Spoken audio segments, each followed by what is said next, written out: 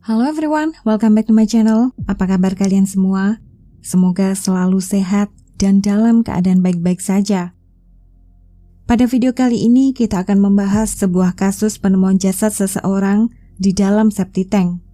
Tanpa banyak basa-basi, mari kita langsung saja ke pokok pembahasan video ini.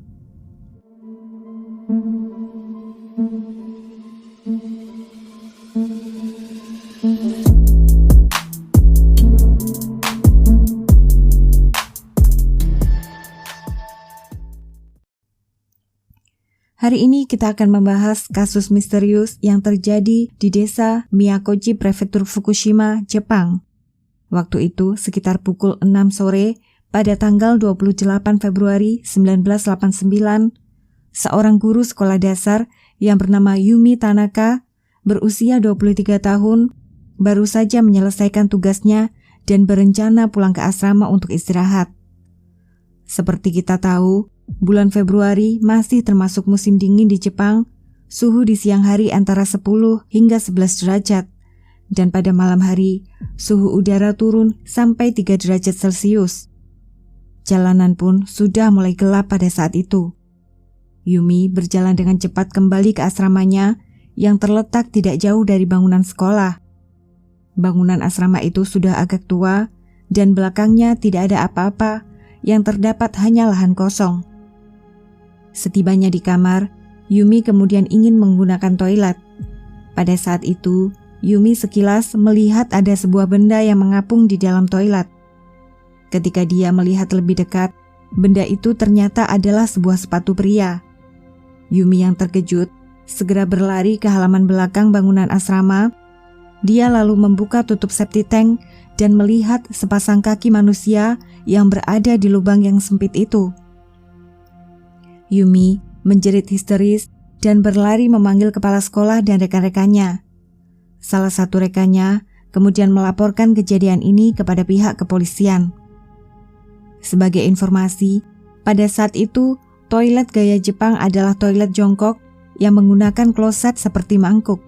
Tepat di bawah toilet jongkok itu terdapat septic tank, yaitu tempat penampungan limbah dan kotoran yang biasanya berupa tangki yang berbentuk U di bawah tanah, di mana salah satu ujungnya terletak di luar bangunan.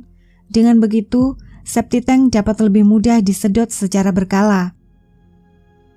Sebagian temannya bingung, bagaimana mungkin Yumi dapat melihat sepatu itu, padahal penerangan di dalam toilet tidaklah begitu terang. Yang lebih tidak wajar adalah ketika melihat sepatu, Yumi tidak langsung meminta bantuan. Dia malah dengan berani pergi ke belakang bangunan asrama seorang diri untuk membuka septic tank, padahal waktu itu sudah malam dan gelap. Setibanya para polisi di lokasi, mereka dapat melihat sepasang kaki manusia. Beberapa anggota polisi mencoba mengulurkan tangan ke dalam septic tank itu dan berusaha menarik keluar tubuh manusia itu, akan tetapi tidak berhasil. Bau yang menyengat dari dalam septic tank itu juga menjadi masalah sendiri bagi para anggota polisi. Pihak kepolisian akhirnya memanggil petugas pemadam kebakaran untuk membantu. Para petugas pemadam kebakaran kemudian datang dengan membawa ekskavator untuk menggali dan mengangkat seluruh septic tank itu ke atas tanah. Setelah selesai diangkat ke atas tanah, mereka membelah septic tank itu dan menemukan jasad seorang pria berbaring terlentang dengan wajah menengadah ke lubang toilet. Kedua kaki pria itu dalam keadaan tertekuk, dengan tangan menyilang di dada, memeluk kemeja yang terlipat rapi. Pria itu terlihat hanya memakai celana panjang dan bertelanjang kaki. Karena penuh dengan kotoran dan sangat bau, pihak kepolisian harus membersihkan jasad pria itu berulang kali sebelum dapat melakukan otopsi secara menyeluruh. Setelah bersih, para penduduk desa mengenali jasad pria itu sebagai Naoyuki Kano yang berusia 26 tahun. Menurut ayahnya, Naoyuki terlihat terakhir pada tanggal 24 Februari sekitar pukul 10 pagi ketika memberitahu bahwa dia akan pergi keluar untuk bertemu dengan seorang teman. Sejak saat itu, Naoyuki tidak pernah pulang ke rumah.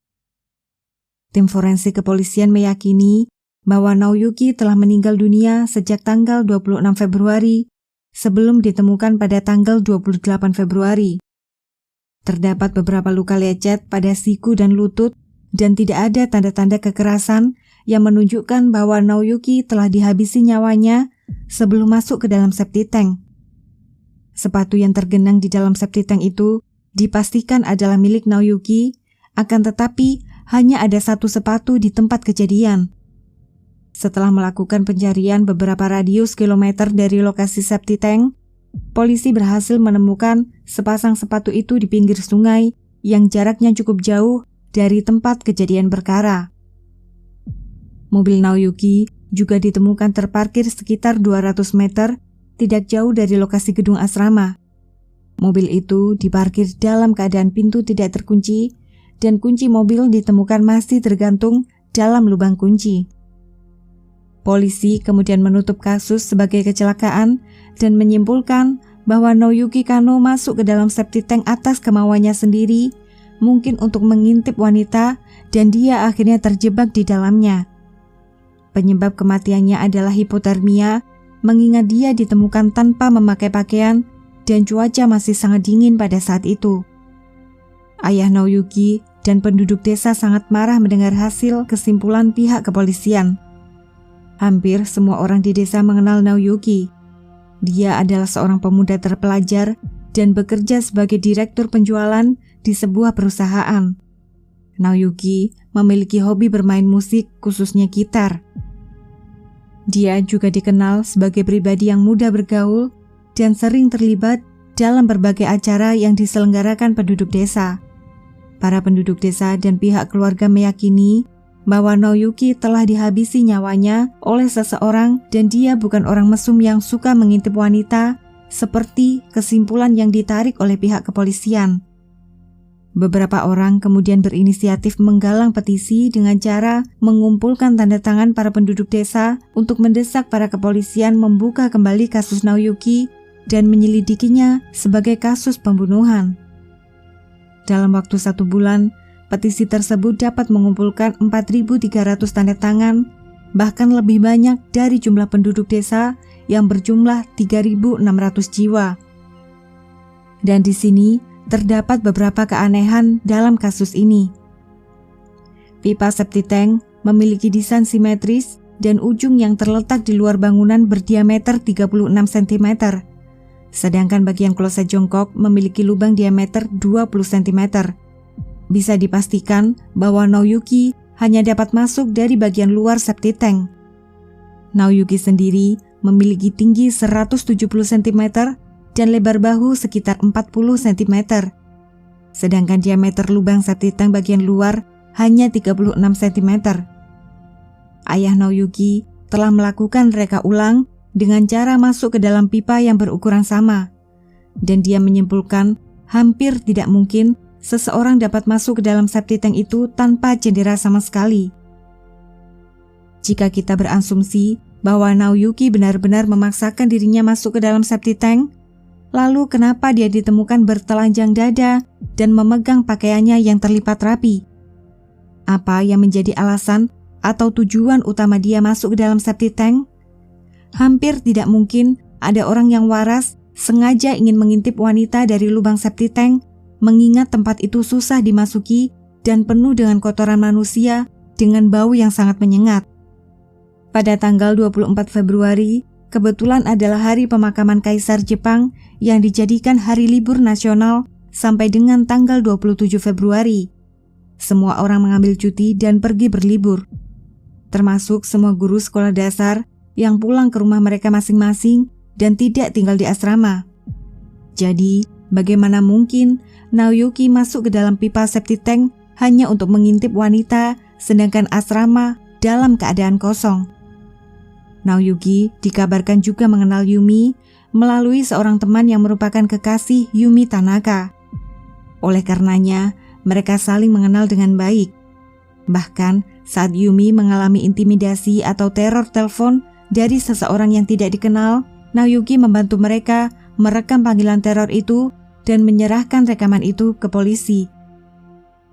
Naoyuki bahkan menyelidiki siapa pelaku teror tersebut. Beberapa hari sebelum ditemukan meninggal, Naoyuki sempat berkata kepada temannya bahwa dia sepertinya tahu pelaku teror tersebut dan hanya perlu membuktikannya lebih lanjut. Mungkinkah Naoyuki dihabisi oleh pelaku teror karena identitasnya telah diketahui oleh Naoyuki? Beberapa orang berspekulasi Naoyuki telah dipaksa masuk ke dalam septic tank oleh orang itu untuk menjatuhkan nama baik dan harkat Naoyuki di depan Yumi dan di depan para penduduk desa. 10 hari sebelum ditemukan di dalam septic tank, Naoyuki diminta untuk bergabung dengan salah satu tim sukses kandidat pemilihan kepala desa. Saat itu, ada 2 kandidat yang bersaing. Watanabe adalah kandidat yang mendukung pembangkit listrik tenaga nuklir dengan alasan dapat menciptakan lapangan kerja dan merangsang ekonomi lokal. Dan kandidat yang lain bernama Sakuma menentang keberadaan pembangkit listrik tenaga nuklir karena khawatir akan efek berbahaya yang akan ditimbulkannya.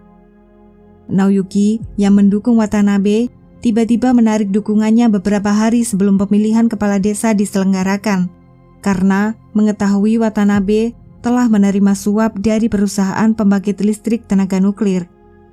Setelah pemilihan selesai, Watanabe ternyata menang dengan jumlah suara mutlak. Rumor yang berkembang adalah Naoyuki dihabisi karena mengetahui terlalu banyak mengenai kasus korupsi yang dilakukan oleh Watanabe.